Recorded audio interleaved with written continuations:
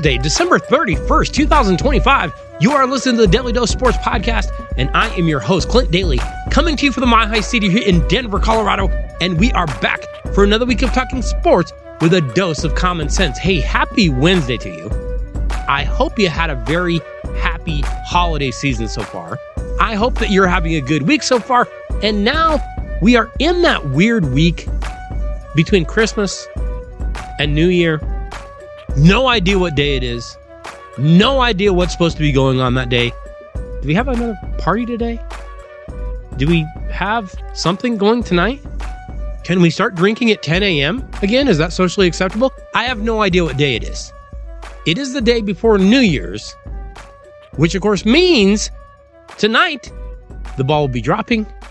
We will be saying goodbye to 2025, and we will be making those New Year's resolutions that will be lasting 2-3 weeks, something like that. Not nearly as long as we're hoping for. Well, today on The Dose, we have something a little bit different for you, because we've been doing this for years now, and I promise you, this is not meant to be a sad show. But we usually take the final show of the year and we look back at the previous year, and we look back at the sports personalities that we actually lost over the previous year. And again, it's not meant to be sad, but without fail, for one, I find a person or two that I didn't realize was gone. And two, I always hear from listeners saying, I mentioned someone that had passed over the past year and they had no idea. But in this era of our 30-second attention spans, we do tend to miss these people. And so on our final Daly Dose show of the year, we like to look back and kind of remember what some of these people contributed to the world of sports. Again, it's not meant to be a sad show. It's not meant to bring you down today. It's just kind of meant to remember some of the people we lost that you literally will sit there and go, oh, wow, I kind of forgot that. Or maybe I never even heard that. So right now, let's take a look back at the year that was 2025. And we start off in January, on the 10th of January, when we lost Coach Bill McCartney, who was the head coach of the Colorado Buffaloes for 13 seasons from 82 to 94. McCartney compiled a 93, 55-5 record. He won 3 consecutive Big 8 conference titles from 89 to 91. And of course, his 90 team was crowned as national champions by the AP while splitting the title with Georgia Tech in the coaches poll. McCartney was inducted into the College Football Hall of Fame in 2013, and also in 90, he founded the Promise Keepers, an evangelical Christian parachurch organization, and he would eventually step away from coaching to go over to that organization full-time. On the 16th, we lost American baseball catcher and sportscaster Bob Uecker, who served as the play-by-play announcer for the Milwaukee Brewers for 54 seasons. Of course, he did also go into TV and film. Bob Uecker actually signed with his hometown Milwaukee Braves in 1956. He spent several years in the minors. He was mostly a backup catcher, but he played for the Braves, the Cardinals, the Phillies, and the Braves again from 62 to 67. He did win a World Series with the Cardinals. But it's funny because Uecker started that broadcasting career for the Brewers back in 71, and he became known for that self-deprecating humor. Of course, he played Harry Doyle in those Major League movies. Vaughn, a juvenile delinquent in the offseason in his Major League debut. And it's funny because his persona in that movie was not at all who he was. He was highly intelligent. He was a really, really grounded announcer, really talented guy in the booth. We move on to February, where we lost Fay Vincent, who was an American entertainment lawyer and actually served as the 8th commissioner of baseball from 89 to 92. But it's kind of funny because Fay Vincent took over that job unexpectedly.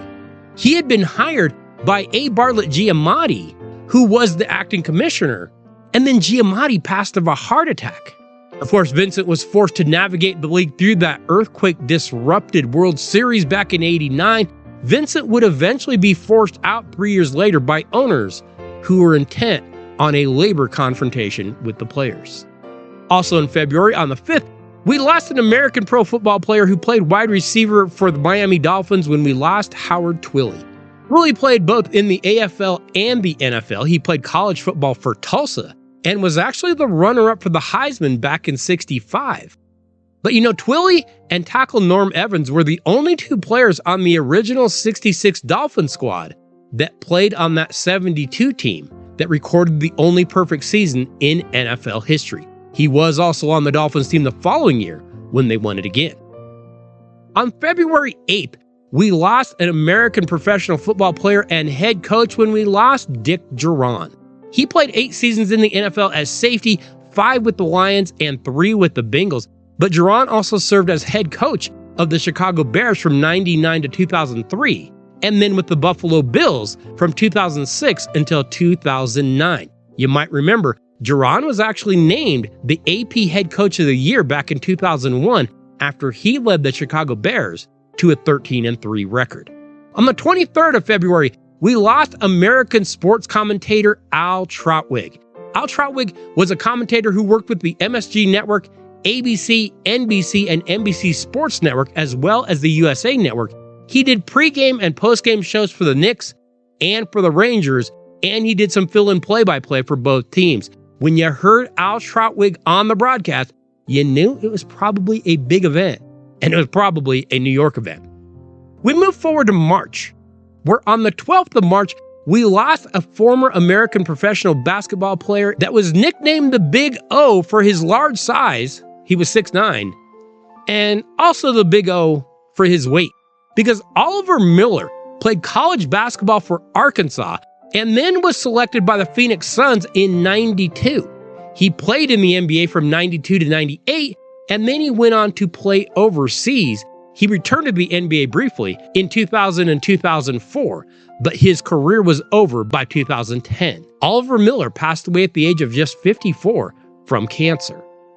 On the 13th of March, we lost American sports writer, author, and sports commentator John Feinstein.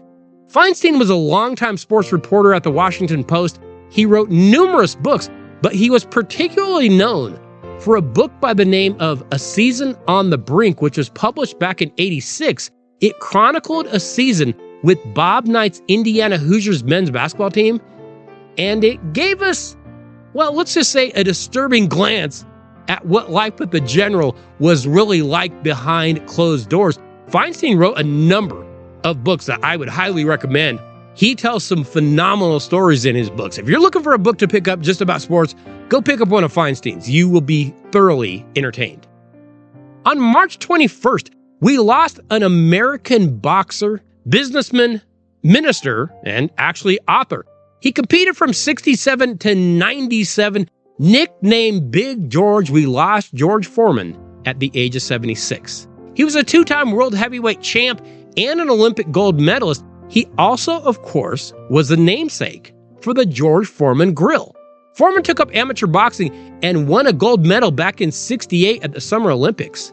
And then he turned around and turned professional and won the world heavyweight title with a stunning second-round knockout of then undefeated Joe Frazier in '73. He defended the belt twice before suffering his first professional loss to Muhammad Ali in that Rumble in the Jungle in '74. Foreman would retire after a loss to Jimmy Young in '77. And then, after what he referred to as a born-again experience, Foreman became an ordained Christian minister. 10 years later, he announced a comeback. And in 1994, at 46 years and 169 days old, George Foreman became the oldest world heavyweight champion in history when he knocked out Michael Moore in that stunning upset. We move on to the month of April. And on the 14th, we lost a professional football player who played tight end in the NFL for the New England Patriots, the Los Angeles Raiders, the Minnesota Vikings, and the New York Giants when we lost Don Hasselbeck. Hasselbeck played college football for the Colorado Buffaloes. He earned second-team All-American honors in '75. He was actually selected in the second round of the '77 NFL Draft, and he did win a Super Bowl with the Raiders in the '83 season. On April 23rd, we lost Mongo, who was an American professional football player and professional wrestler. You know him better as Steve McMichael. He was a defensive tackle for 15 seasons in the NFL, primarily for the Chicago Bears, and he was part of that 46 defense that is considered by many to be the best defense ever. He played college football for the Texas Longhorns and was selected by the New England Patriots back in 1980, but they cut him. He would eventually sign with the Bears, where he was a 2-time Pro Bowler, a 4-time All-Pro, and he was a part of that Super Bowl 20 winning squad. Bizarrely, McMichael actually ended his career with the Green Bay Packers. He would go on to some professional wrestling, but we don't really talk professional wrestling here, because it's fake. We move on to the month of May, and on the 21st, we lost American billionaire businessman Jim Irsay, who was the principal owner, chairman, and CEO of the Indianapolis Colts from 97 until he passed in 2025. He was the son of businessman Robert Irsay, who had acquired the Baltimore Colts back in 72 for $12 million, and then after saying he wouldn't do it, he moved them to Indianapolis in 84. Jim Irsay was the general manager of the Colts from 84 to 96.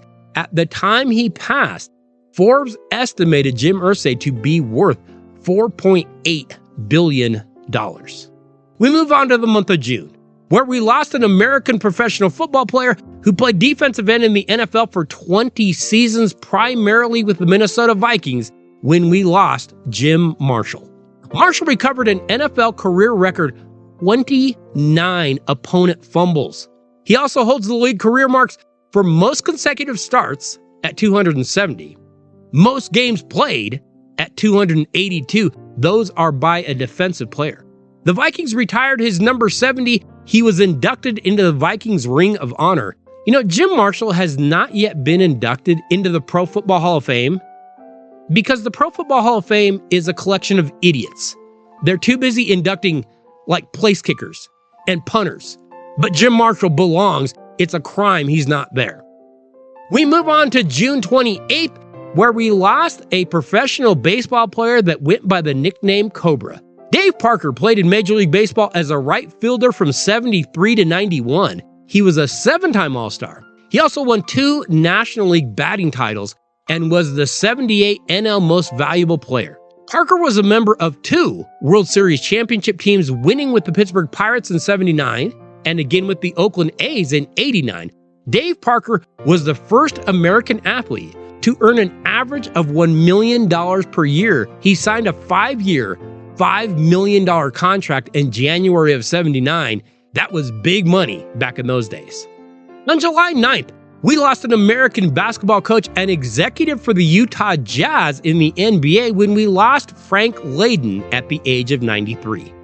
Layden was named both the NBA Coach of the Year and the NBA Executive of the Year in 84. He was doing both. Layden was also the head coach of the Utah Stars in the WNBA. There's an old story of Michael Jordan dunking on point guard John Stockton in Utah back in the 80s. And some guy got up and yelled at Mike, "Hey, pick on someone your own size." So the next time down the floor, MJ dunked on 6'11" Mel Turpin. And he yelled back at the guy, was he big enough?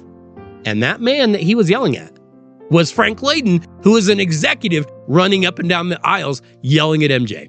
On July 24th, we lost a guy by the name of Terry Gene Bollea.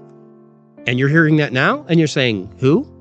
But you probably know his ring name a little bit better because he was known as American professional wrestler and media personality Hulk Hogan.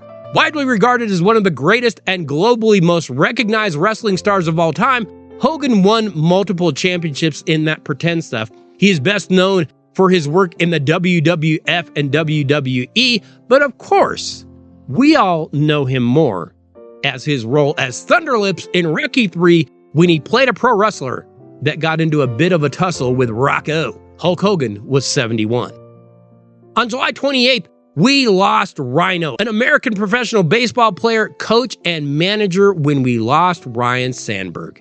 Sandberg played 16 seasons in the MLB as a second baseman for the Phillies and the Cubs.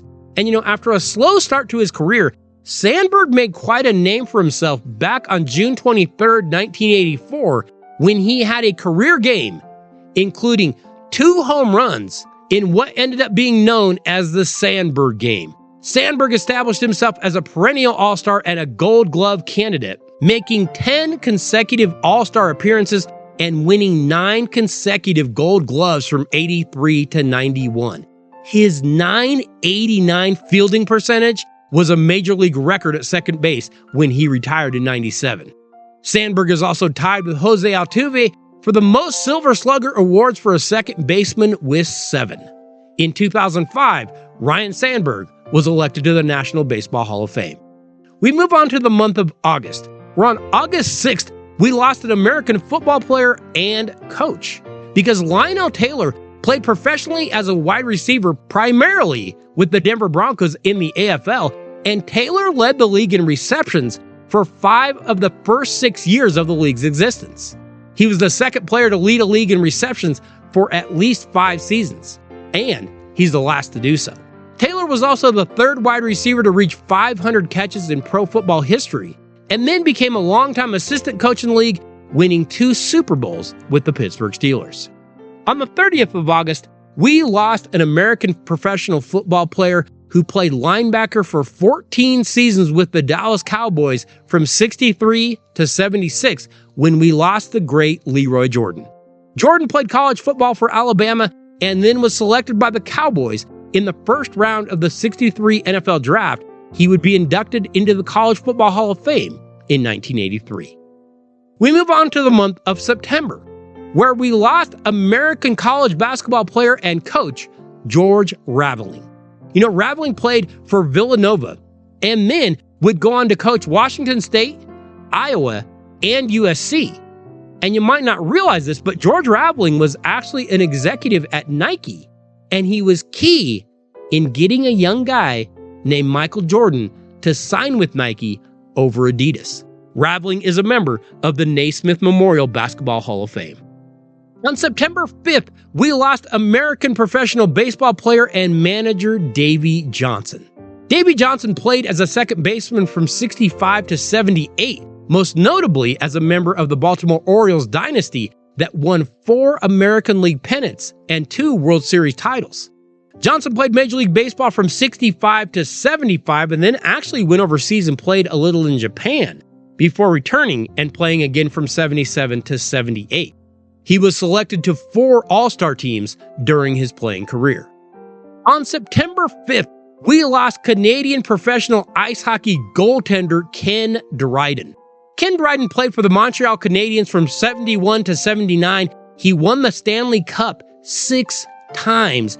He was elected as a member of the Hockey Hall of Fame in 1983, and then Dryden actually went on to some very big things. He served as a member of Parliament in Canada from 2004 to 2011.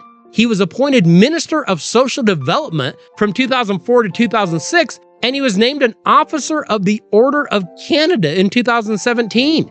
The NHL commemorated him as one of the league's greatest 100 players, and he received the Order of Hockey in Canada in 2020. On September 14th, we lost a boxer that went by nicknames such as Hitman, the Pride of Hyde, and the People's Champion when we lost British professional boxer Ricky Hatton. Hatton competed from 97 until 2012, and he later worked as a boxing promoter and trainer. During his boxing career, he held multiple world titles in the light welterweight division and won at welterweight. In 2005, he was named Fighter of the Year by Ring Magazine, the Boxing Writers Association of America, and ESPN, and there was actually talk that Hatton might be making a comeback this past year. Instead, Hatton ended up taking his own life at the age of 46. On September 30th, we lost an American basketball player that played just 3 seasons in the NBA for the Vancouver Grizzlies and Washington Wizards. But Lawrence Moten was an All-American college basketball player for the Syracuse Orange, and when he left the program, he was actually Syracuse's leading scorer of all time. We lost Moten at the age of just 53. Hey, remember, you should be stopping by DailyDoseSports.com each week to see what new things we have going on over there. We have links to podcasts, we have links to videos, we have links to new articles every single week, and they have more of a local flavor, so make sure you stop by there. Remember, you can always email the podcast at DailyDoseSports@gmail.com. We'd love to hear from you. And if you're still looking for that one last gift for someone on your list, you can stop by DailyDoseSports.com and get some Daly Dose gear. We've got t-shirts, hoodies, sweatshirts, baseball caps. They've got it all over there. Make sure you're stopping by DailyDoseSports.com. Let's finish off those we lost in 2025, and we move on to the month of October, where we lost American college basketball coach and father of head coach Dan Munson when we lost Don Munson, who was a high school head coach for 18 years and then college head coach for 14 seasons, 5 at Idaho and 9 at Oregon. He was selected by his peers as National Head Coach of the Year back in 1982. On October 18th, we lost an American professional football player that played running back for 7 seasons in the NFL, primarily with Tampa Bay, when we lost Doug Martin.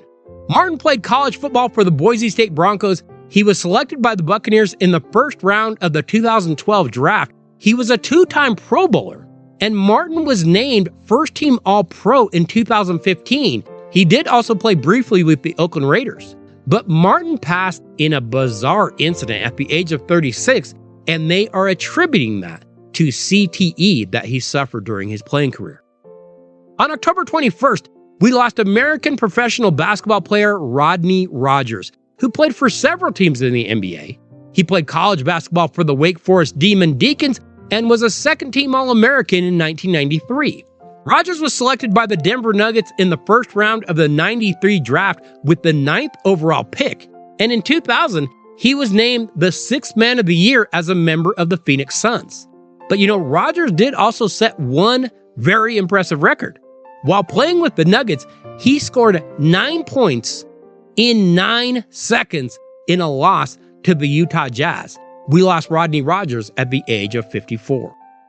On October 25th, we lost American football player Nick Mangold. Mangold spent his entire 11-year season career as a center with the New York Jets. He played college football for the Ohio State Buckeyes and was selected by the Jets in the first round of the 2006 NFL Draft. Mangold was a 7-time Pro Bowler, but he passed away at the age of 41 from kidney disease. We arrive at the month of November, where we lost an American professional football player and sports broadcaster when we lost Bob Trumpy. Trumpy was a tight end for the Cincinnati Bengals in the AFL and NFL from 68 to 77. He was a 2-time Pro Bowler and a 2-time AFL All-Star. Trumpy played college ball for Illinois and for Utah before being selected by the Bengals in the 68 AFL-NFL draft. But after his playing career, Trumpy spent many years as a color analyst for NBC. He called 4 Super Bowls, and he was given the Pete Rozelle Radio Television Award in 2014. But I will always remember Trumpy for just being blatantly honest in his criticism of NFL officiating. It was amazing. He pulled no punches. He would tell you exactly what he thought. Staying in November, on the 9th, we lost 2 big names in sports. First, we lost Lenny Wilkens, an American professional basketball player and coach in the NBA. Wilkens was actually inducted 3 times into the Naismith Basketball Hall of Fame. First as a player, then as a coach, and then as a part of the '92 United States Dream Team, where he was an assistant coach. In 1996, Wilkens was named to the NBA 50th anniversary team, and in 2021, he was named to the NBA 75th anniversary team.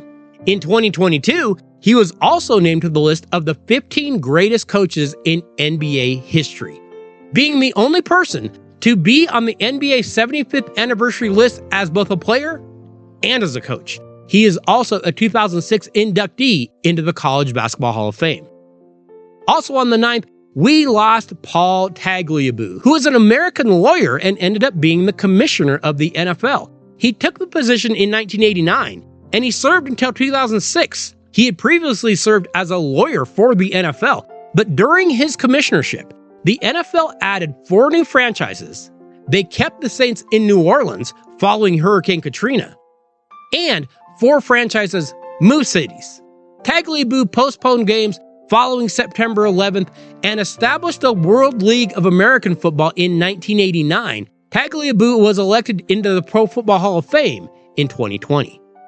On November 11th, we lost an American professional basketball player and head coach, a guy that maybe never really lived up to his full potential, when we lost Michael Ray Richardson.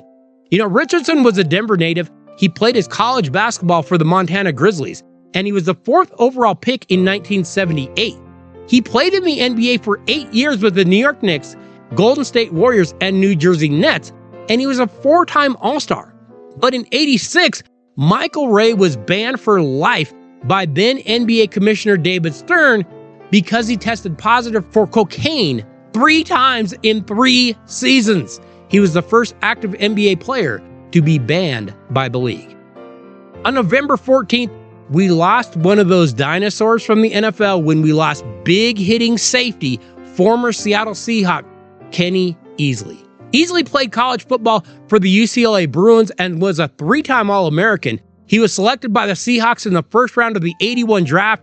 Nicknamed the Enforcer, Kenny Easley has been considered one of the greatest defensive backs of his era. On November 27th, we lost golfer Fuzzy Zoeller. Zoeller was an American professional golfer who won 10 PGA Tour events, including 2 majors. He won the '79 Masters tournament and became the 3rd golfer to win in his first appearance ever in the event. He also won the '84 U.S. Open.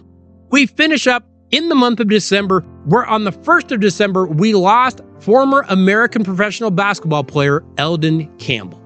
Campbell played in the NBA from '90 until 2005, primarily with the Los Angeles Lakers. He had played his college ball at Clemson and was an honorable mention All-American in 1990. Campbell was selected by the Lakers in the first round of the 1990 draft, and he spent his first 9 years with the Lakers and the rest with various other teams. He won an NBA title with the Detroit Pistons in 2004, but Campbell accidentally drowned while fishing at the age of 57. On December 12th, we lost former American football player and head coach Mike White. Mike White had 16 years experience as a head coach. He coached at Cal Berkeley, the University of Illinois, and you might remember him briefly coaching with the Oakland Raiders in '95 and '96. On December 15th, we lost former South Carolina quarterback Steve Taneyhill. Taneyhill is most known for being the star quarterback of the University of South Carolina Gamecocks from '92 to '95, where he broke the school record for passing touchdowns, and he led the school to their first ever bowl victory, a 1995 CarQuest Bowl win. He was also primarily known for having a mullet so glorious that you had to call it a mullet. In 2006, Taneyhill was inducted into the University of South Carolina Athletic Hall of Fame. He actually spent more than a decade coaching multiple South Carolina high schools and won several state titles. We finish up on December 18th with a former American professional stock car racing driver when we lost Greg Biffle. Greg Biffle began his NASCAR career back in '95 and was the first of just 3 drivers that have won a championship in both the Busch Series and the Craftsman Truck Series. But Biffle was killed in an airplane crash in Statesville, North Carolina on December 18th, along with all the other passengers and crew on the plane, which included his wife and children. A very sad one to end up with there. But we lost Greg Biffle at the age of 55. Now, again, like I said, this wasn't meant to be a sad podcast. This wasn't meant to be anything that brought you down. It was just meant to kind of remind you of some of the people that we did lose in the year 2025 and kind of remember some of the accomplishments that they did contribute to the world of sports. Hey, next week on The Dose, we will be jumping into the year 2026 by updating all that is going on in that college football playoff and by getting you ready for those NFL playoffs, which are on the horizon as we speak. So be sure you check out The Dose next week and be sure you let a friend know to do the same. Hey, I want to say thank you to each and every one of you for listening to the Daly Dose every week. Thank you for the emails. Thank you for the texts. Thank you for the tweets. But more than anything, thank you for sharing the show, for sharing the videos, and for sharing the articles with someone that you know. We absolutely love it when you do that. Have to say thank you to Jess P.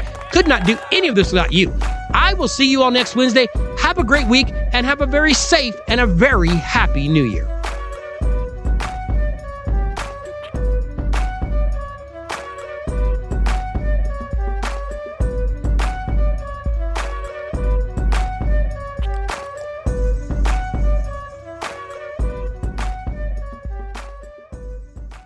On a juvenile delinquent in the offseason in his Major League debut.